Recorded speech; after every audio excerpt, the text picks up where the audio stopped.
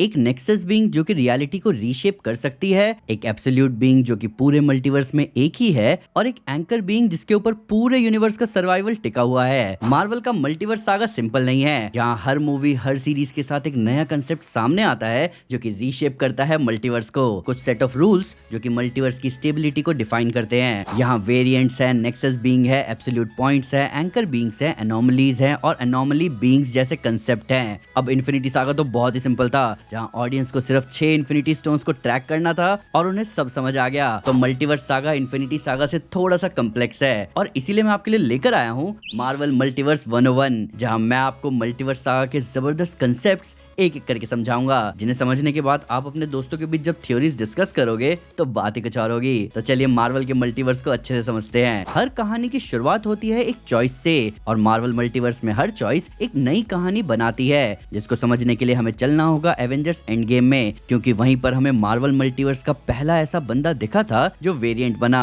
जब Avengers Tesseract लेने जाते हैं तो हल्क की गलती से टेसरेक्ट लोकी के पैरों के पास आ जाता है और वो उसे उठाकर पलक झपकते ही गायब हो जाता है, और यही चॉइस एक अल्टरनेट टाइमलाइन क्रिएट करती है। सीक्रेट टाइमलाइन के हिसाब से लोकी को पकड़ा जाना था, थॉर के साथ एसगार्ड जाना था, क्योंकि यही हमने एवेंजर्स मूवी के एंड में देखा और यही उसकी किस्मत थी। लेकिन टेसरेक्ट उठाकर उसने उस किस्मत से एक अलग रास्ता चुना। उस एक डिसीजन ने टाइम में एक नई ब्रांच बना दी, और उस नई ब्रांच पर जो लोकी था वो एक वेरिएंट कहलाया। तो आसान शब्दों में वेरिएंट कोई हमशक्ल या क्लोन नहीं है, वो वही एसगार्डियन है जिसकी जिंदगी एक अलग डिसीजन के कारण एक अलग दिशा में मुड़ गई। इसीलिए लोकी सीरीज में हमें प्रेसिडेंट लोकी, क्लासिक लोकी, किड लोकी और यहाँ तक कि एलिगेटर लोकी भी देखने को मिला। ये सब लोकी ही हैं, लेकिन उनकी लाइफ डिफाइनिंग चॉइसेस अलग थे। जहाँ किसी ने थॉर को मारा तो किसी ने थैनोस को धोखा दिया, और जिस पल या जिस घटना ने उस वेरिएंट को जन्म दिया उसे कहते हैं नेक्सस इवेंट। लोकी का टेसरेक्ट उठाना एक नेक्सस इवेंट था। ये टाइमलाइन में एक एरर या फिर कहें डिविएशन था।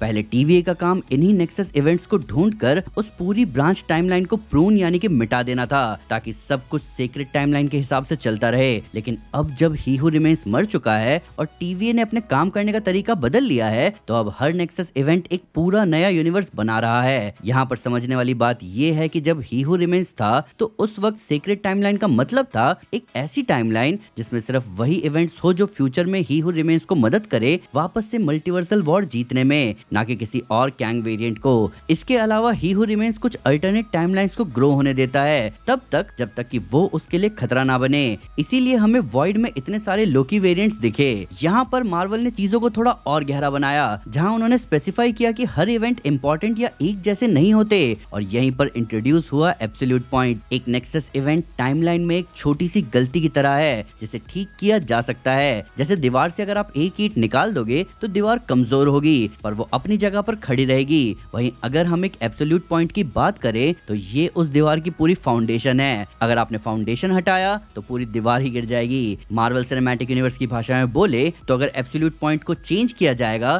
तो पूरा यूनिवर्स एक झटके में कोलैप्स हो जाएगा। इसका सबसे बेहतरीन एग्जांपल हमने व्हाट इफ के डॉक्टर स्ट्रेंज सुप्रीम वाले एपिसोड में देखा।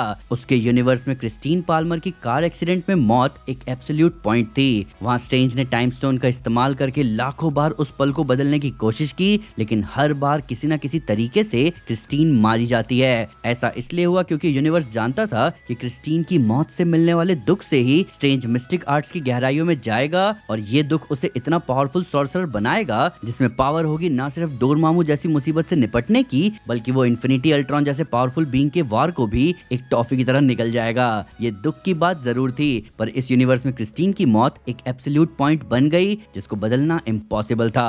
अब जब हम इवेंट्स को समझ गए हैं तो चलिए उन कैरेक्टर्स की बात करते हैं जो इन इवेंट्स से भी ज्यादा इंपॉर्टेंट है, और वो है नेक्सस बीइंग और एंकर बीइंग्स। ये सुनने में थोड़े बहुत सिमिलर लग रहे होंगे पर इनका काम बिल्कुल अलग है। पहले आते हैं नेक्सस बीइंग्स पर। इन्हें आप अपने यूनिवर्स के रियलिटी शेपर कह सकते हो। ये बहुत रेयर और पावरफुल लोग हैं जिनके पास अपने यूनिवर्स की रियलिटी और प्रोबेबिलिटी पर असर डालने की पावर्स होती है। मार्वल सिनेमैटिक यूनिवर्स का सबसे क्लियर एग्जांपल है वांडा मैक्सिमॉफ, जहां उसने अनजाने में स्टार्क इंडस्ट्रीज के बॉम्ब को फटने से रोका। इसके बाद जब सारे लोग हाइड्रा के माइंड स्टोन एक्सपेरिमेंट में मर रहे थे तब उसने अपने भाई पिएत्रो को पावर्स देकर बचाया और खुद की हिडन पावर्स को भी जगाया। भले ही वांडा को अपना फुल पोटेंशियल वांडा विजन में ही पता चला हो, पर जाने अनजाने वो अपना किरदार प्ले कर रही थी। अब वांडा एक ऐसी कैरेक्टर है जिसकी पावर ही है रियलिटी वॉर्पिंग, लेकिन नेक्सस बीइंग जरूरी नहीं है कि रियलिटी वॉर्पर हो, पर उसके एक्शन एक ऐसे चेन ऑफ इवेंट्स को ट्रिगर करते हैं जिससे पूरे यूनिवर्स पर इम्पैक्ट पड़े। इसीलिए ये नेक्सस बीइंग्स मल्टीवर्स के लिए बहुत इंपॉर्टेंट होते हैं। अब आते हैं एंकर बीइंग्स पर, जो डेडपूल एंड वुल्वरीन का नया और थोड़ा सा डरावना कॉन्सेप्ट है। एक एंकर बीइंग वो एक सिंगल इंसान है जिसकी लाइफ फोर्स से उसकी पूरी रियलिटी का एग्जिस्टेंस डायरेक्टली जुड़ा होता है। जब तक वो एंकर बीइंग जिंदा है यूनिवर्स स्टेबल रहता है, लेकिन जिस पल उसकी मौत होती है वो यूनिवर्स धीरे धीरे मरने लगता है, जिसमें कई साल लगते हैं जब तक वो रियलिटी सड़ के डिके ना हो जाए। फिल्म के कंटेक्स्ट में हमें पता चलता है कि फॉक्स के एक्समैन यूनिवर्स का एंकर बीइंग कोई और नहीं बल्कि वुल्वरीन था, और लोगन मूवी में उसकी मौत के साथ ही उसके यूनिवर्स का डूम्सडे क्लॉक शुरू हो गया। यहाँ नोट करने वाली बात यह है कि इन एंकर बीइंग्स की डेथ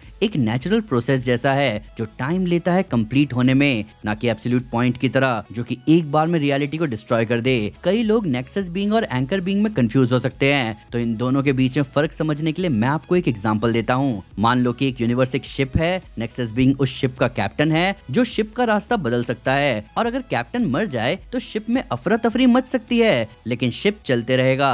लेकिन एंकर बीइंग उस शिप के इंजन के कोर के जैसा है, जो कि अगर बंद हुआ तो इंजन ही बंद हो जाएगा, जिसका मतलब वो शिप बीच समुद्र में ही फंसकर खत्म हो जाएगी। तो इससे तो आपको आइडिया लग ही गया होगा कि एक नेक्सस बीइंग रियलिटी को शेप करता है, जबकि एक एंकर बीइंग पर रियलिटी टिकी हुई है। इनके अलावा एब्सोल्यूट बीइंग्स का भी कंसेप्ट इंट्रोड्यूस हुआ है मार्वल सिनेमैटिक यूनिवर्स में, और इसका सिर्फ एक ही एग्जांपल है, और वो है अमेरिका चावेज, जो कि पूरे मल्टीवर्स में सिर्फ एक ही एग्जिस्ट करती है, उसका कोई वेरिएंट नहीं है। अब थोड़ा मार्वल मल्टीवर्स की बाउंड्रीज को पुश करते हैं। अब स्पाइडर वर्स भी मार्वल मल्टीवर्स का पार्ट है। इसके लिए रिस्पॉन्सिबल है एंड्रू गारफील्ड का स्पाइडरमैन, जिसके कैनन इवेंट को दिखाया गया स्पाइडरमैन अक्रॉस द स्पाइडरवर्स में। वहीं एंड्रू गारफील्ड का स्पाइडरमैन हमें दिखा स्पाइडरमैन नो वे होम में भी। तो इस वजह से स्पाइडरवर्स भी मार्वल मल्टीवर्स के रूल्स को गवर्न करता है। तो जब एक वेरिएंट या कोई कैरेक्टर अपनी टाइमलाइन छोड़कर किसी दूसरे अनजान यूनिवर्स में घुस जाता है जहां उसे नहीं होना चाहिए, तो वो वहां के लिए एक अनोमली बन जाता है। इसका सबसे best example Spiderman into the Spider-Verse movie के अंदर देखने को मिलता है, जहां अलग अलग यूनिवर्स के स्पाइडर पीपल माइल्स मोरालेस के यूनिवर्स में आते हैं तो वो अजीब तरह से ग्लिच करने लगते हैं। ऐसा इसलिए होता है क्योंकि उनका फिजिकल फॉर्म उस रियलिटी के नियमों के साथ मेल नहीं खाता।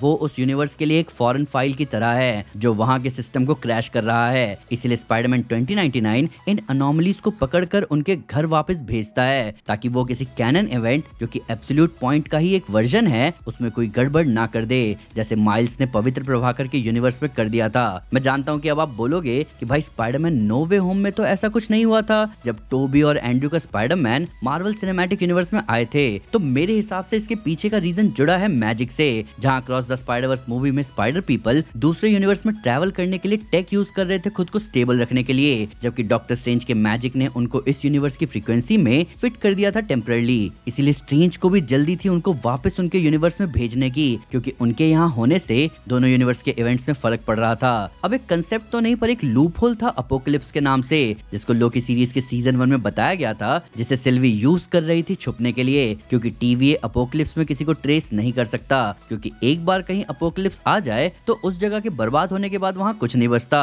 अनटिल एंड अनलेस वहाँ कुछ ऐसा ना हो जो वहाँ का अपोकलिप्स रोक सके, जो कि सिल्वी और लोकी के मिलने से हुआ था, जिसको हमने लोकी के सीजन 1 में देखा।